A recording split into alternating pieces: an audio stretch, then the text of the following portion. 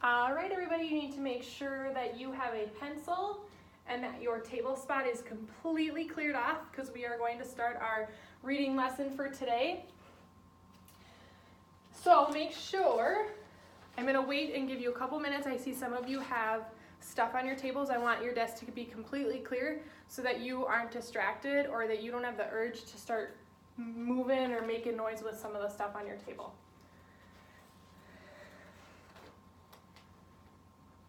All right, looks good. How many of you would, if someone came up to you and said, hey, do you want to go on a voyage? I don't know where we're going. I don't know what it's called or what we'll go on, but do you want to go on a voyage or an expedition? Would you want to go? What do you think? Yeah? Some of you shaking your heads yes. Some of you are like, no way. Yesterday we talked about the word uncharted, which means what? Yes. Yep, it means to not know where you're going. It's not on a map. No one's seen it before. It's uncharted territory. It's not written down. No one's explored it yet. Okay? So, again, during this lesson, all you need right now is a pencil and your desk needs to be cleared off. I will be giving you, now this is our first time using this, so we're going to walk through it together, but you are going to be getting, it's called a comparison table, and it looks like this. Okay, we're going to talk about the overall concept of today's lesson, and then we're going to talk about the two men, and we're going to compare and contrast two European explorers, and compare means to find the similarities, and contrast means to find the differences. And this visual aid is going to help us organize our thoughts.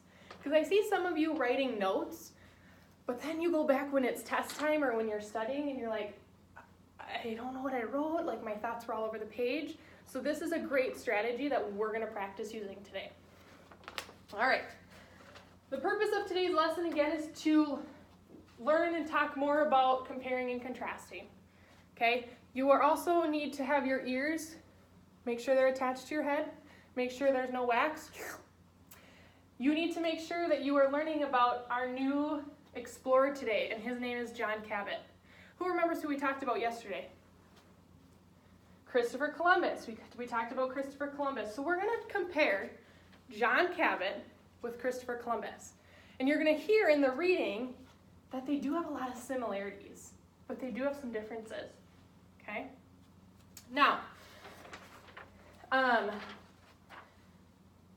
there are some vocabulary, but I want to make sure that a lot of you are seeing this sheet and you're like, oh my gosh, what am I going to do?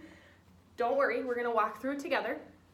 But I want you to be filling out where it says characteristics. So here's my makeshift little chart for you.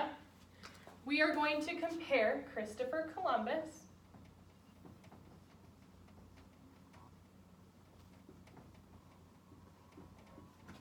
and our new European explorer is John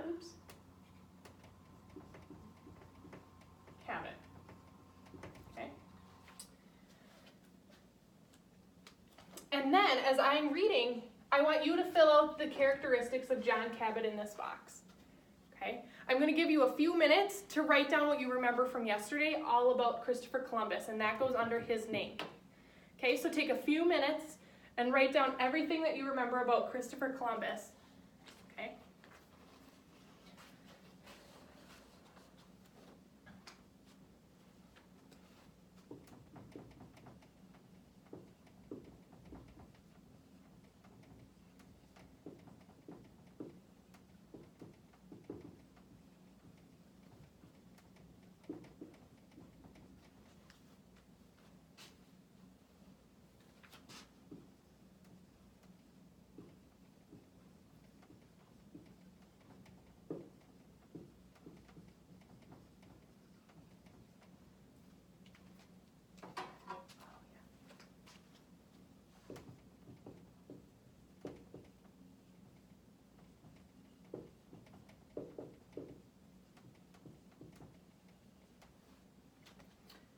All right, who can share some things that they wrote down?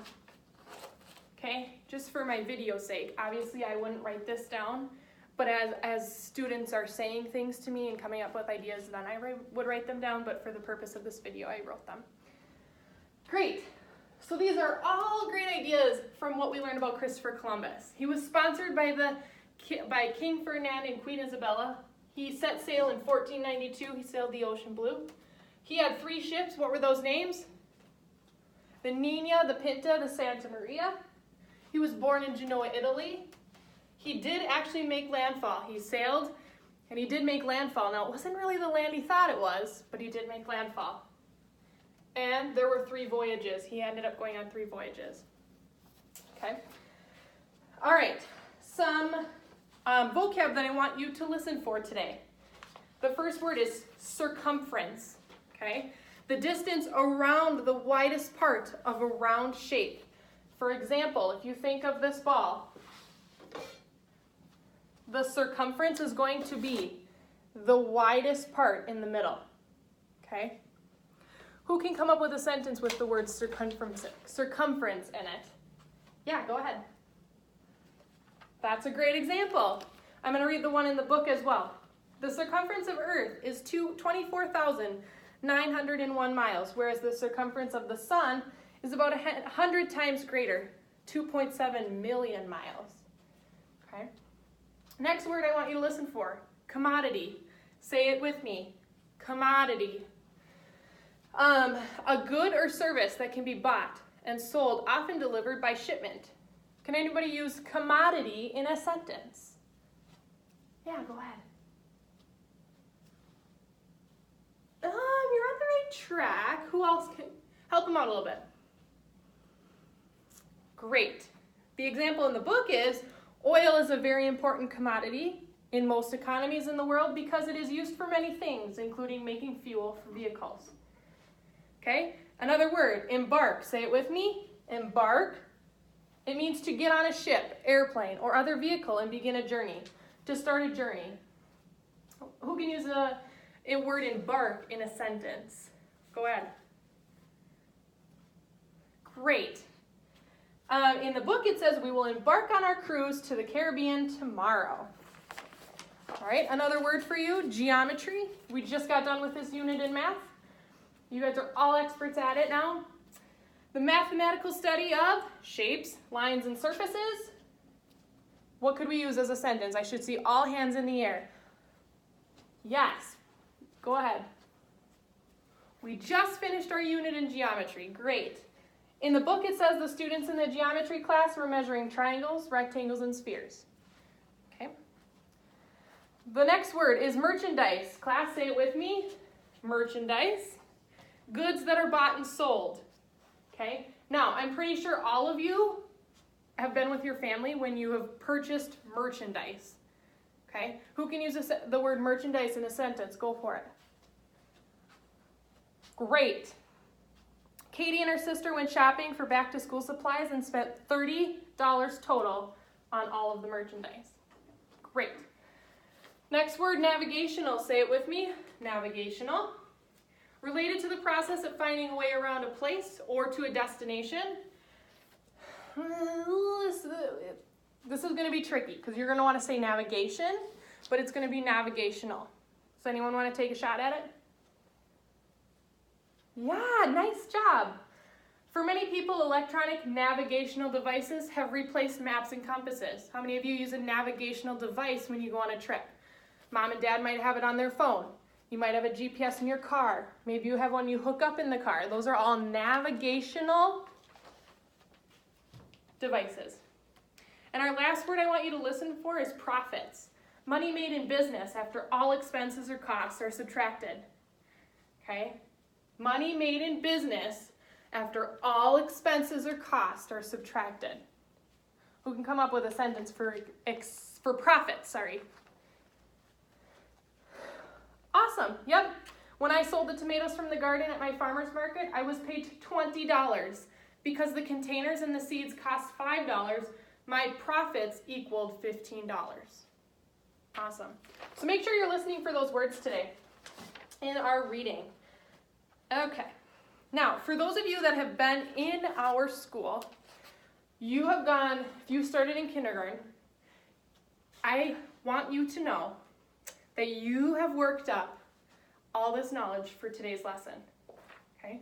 In kindergarten, and in first grade, and in second grade, you talked about Native American groups, you talked about moving, you talked about the westward expansion, you talked about families moving, you talked about the Native Americans and how they were the first ones here. That's all leading up to today's lesson. All right. So, make sure your ear's on. Stretch your fingers, because you're going to do some writing. I want you to try your very best third grade handwriting. Okay? This is for you. These are your notes. So I want you to write what you think, and you don't need to write incomplete sentences. Okay? Nice, bulleted, organized lists. All right. So like I said, we're going to be using a comparison table, and it's a way to write down all your ideas and highlight the ideas with the similarities and the differences. Okay? Like I said before, a lot of your notes are kind of all over the place. So this puts Columbus. This puts John Cabot. Okay? And you've got all the similarities and the differences, and it lays it out really nicely. All right. So we are going to be talking about who are the two men? Christopher Columbus and John Cabot. We've talked about Christopher Columbus. As you can see, we have all this knowledge right here. And now we're going to talk about John Cabot. Now, I want you to think. What is my overall, so you can think of it as your main idea. We talked about it a couple days ago. Your main idea, your umbrella. Okay? I like to think of it as an umbrella, the main idea, and then all of our European explorers fall under it. What do you think a great main idea for our chart today would be? You're on the right track. Yes. I think that would be great. European explorers. We know that Christopher Columbus explored the ocean blue. He made landfall. He thought he was in the East Indies, but he was not. We're going to find out today that John Cabot thought the same. Okay? European explorers. You're also going to find out Christopher Columbus was born in Italy. John Cabot was born in the same place, but we're going to wait until you hear it in the read aloud. Okay? All right. So we did our Christopher Columbus. We've done that before our reading. Now, this is the time when you need to listen. Okay? We're going to start our read aloud, all about John Cabot. And as I'm reading, I want you to be writing in your list. All right. Earlier, you learned about Christopher Columbus, an Italian explorer who sailed to represent Spain's interests. Today you learn about John Cabot, another Italian explorer who sailed to represent England's interests. We know very little about the years of Cabot's life. Historians believe that he was born in Genoa, Italy. Whoa! What? I would definitely write that down.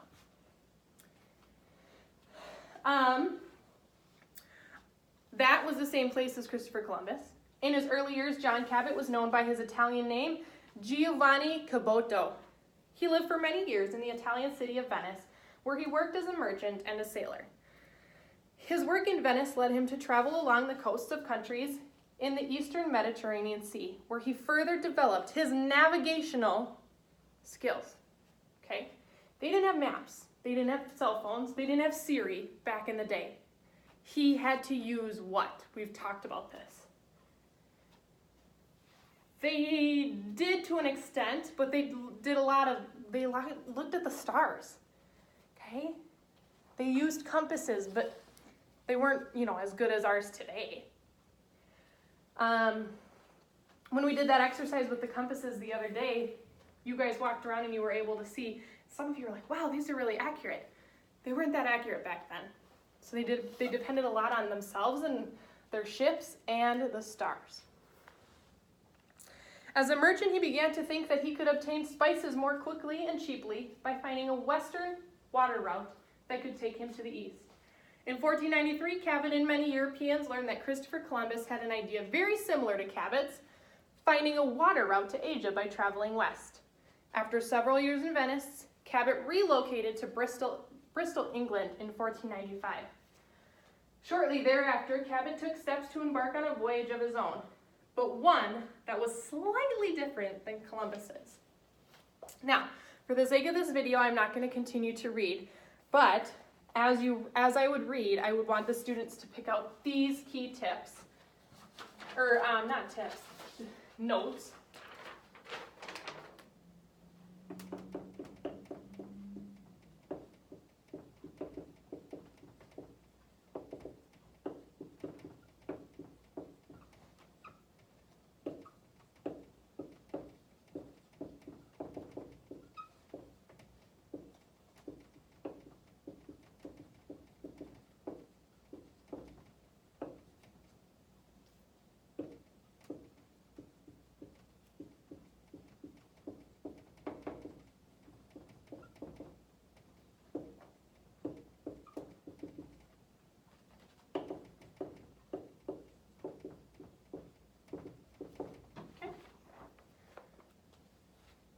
Now that we have our ideas, we're going to take our Christopher Columbus notes and our John Cabot notes, and we're going to combine them into something called a category. Okay? So what you have here, we have 1, 2, 3, 4, 5, 6. 1, 2, 3, 4, 5, 6. I'm thinking we could probably get down to 2 or 3 categories. Okay? So we're going to try and mush them together. So, anybody think that they could maybe put 2 together in a category that makes sense?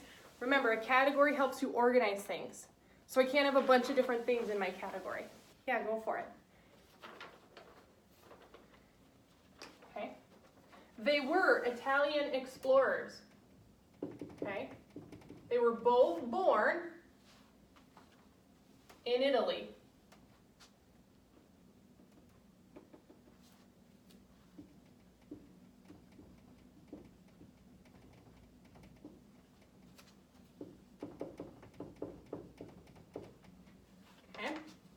What else do you think we could make as like characteristics? Yeah. They took voyages to find new land. Awesome. Now, how many voyages? They both took 3 voyages. Okay? 3 voyages.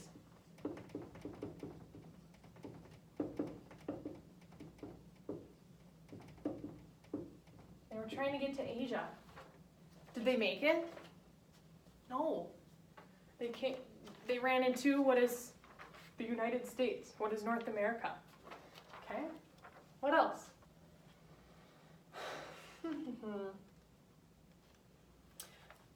We could do that actually. Italian explorers sponsored by royalty.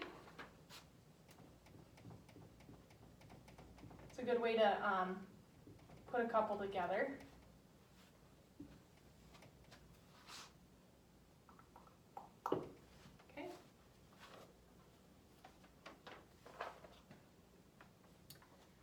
Okay. Oh, I did. I just heard that. That's a great idea. 3 voyages to try and get to Asia, but they hit a different land. Okay. Could we also put it in a different category? We could. They used ships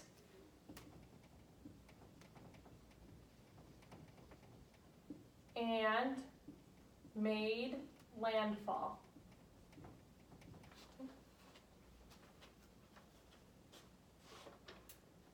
Great. So, but we have a difference now.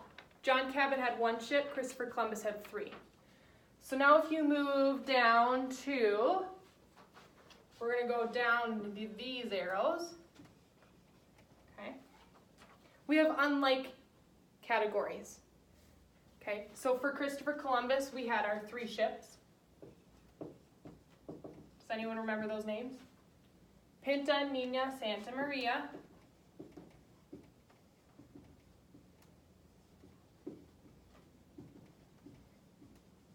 And John Cabot had 1 ship and the name was the Matthew. What else?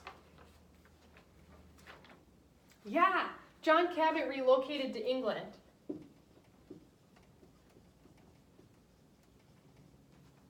Christopher Columbus, however, stayed in, well, he didn't, let me explain that, we know Christopher Columbus took an expedition, he took a voyage, but he was still from Spain. He never moved anywhere, whereas John Cabot was born in Italy, relocated or moved to England. Okay? Now, what else did we talk about?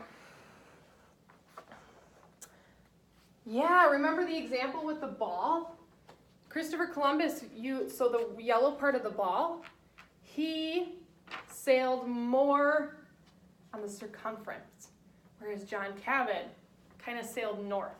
Because if you look, John Cabot was like, I bet I could get there if I went closer, because if you look, the pink ring is a lot smaller than the yellow ring. So he thought he could sail north so that as the earth got narrow and smaller at the top, he wouldn't have to travel as far. Good. So Christopher Columbus, he did more of the circumference traveling, whereas John Cabot went north. Okay. How are we feeling about this chart so far? Feeling pretty good. It really organizes your thoughts and does a nice job. All right.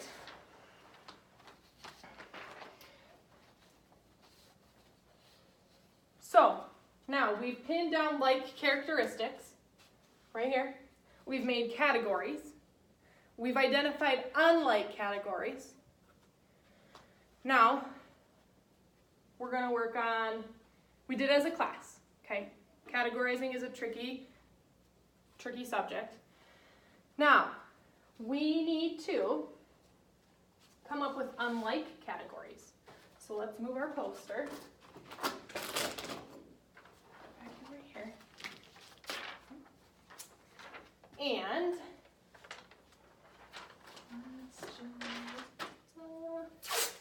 so we don't get confused with all of our information. Our unlike categories are going to go on this side of the tape. So what are some things? I know we only have 3, but could those be our categories? Yeah, let's put them into categories though. I don't want to say ships. It's very broad.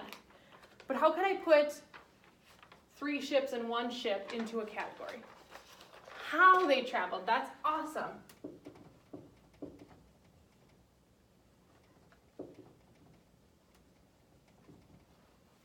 Okay, stayed in Spain, relocated. What could I do for that? Well, I don't want to just write Europe. Let's narrow it down a little bit. I don't want to just write Europe. I don't want a one-word category. Okay, when someone sees this, I want them to be like, yes, now I know what they're talking about. Now I know what they're categorizing. Yeah. Okay, where they live or where they're from, sure.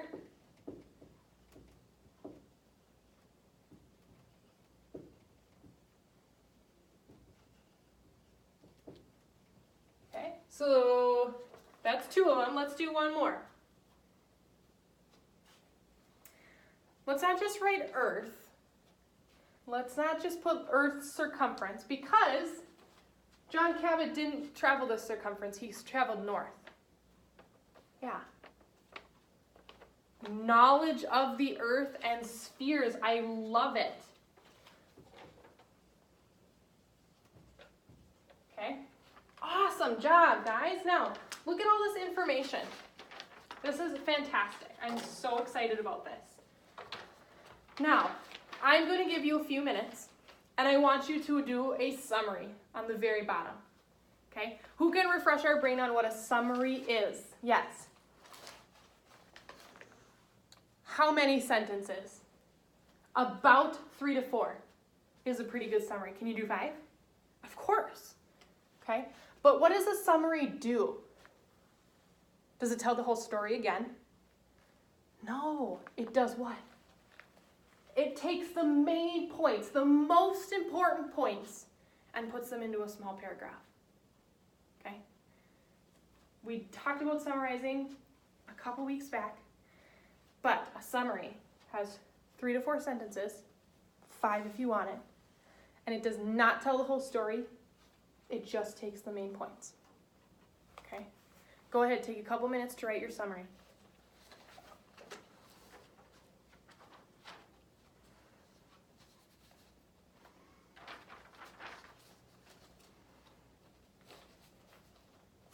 All right, does anybody want to volunteer to share their summary about our lesson today?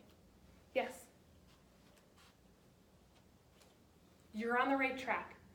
Yes, we talked about John Cabot, but I want you to summarize what's on our sheet. I thought, I might have not have been clear about that.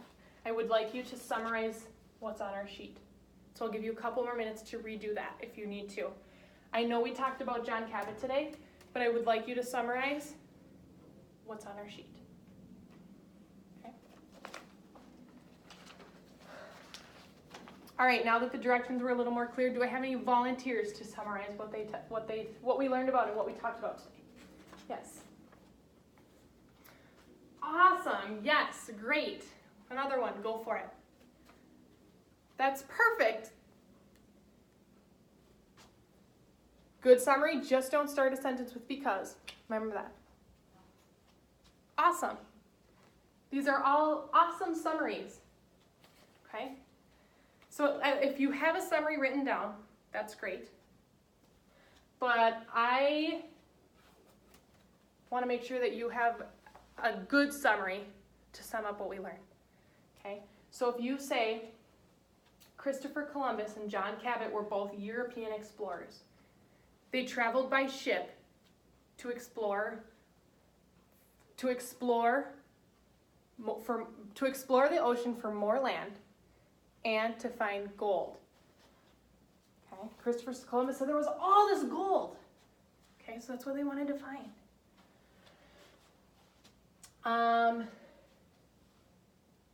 How many of you used your categories to help you come up with a summary?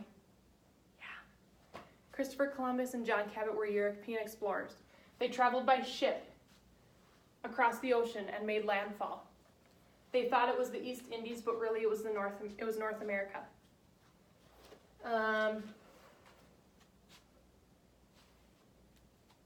They wanted to find a quicker route to Asia. Christopher Columbus traveled the circumference, and John Cabot went more north in hopes to find a quicker way to Asia. Something along those lines is a great summary. You have the main points, you have the two names of the European explorers, the overall concept of today's lesson, Christopher Columbus, John Cabot in your summary. Okay? All right. Now, if we were to have more time, I would probably want to go more in depth about, I probably want to have a lot of pictures for this just because it is kind of a foreign concept, especially to some of our new students this year. I have a lot of new students, so I would want to have a lot of pictures to back up these things. I would spend more time on prior knowledge and really making sure that they understand the steps and how we got there.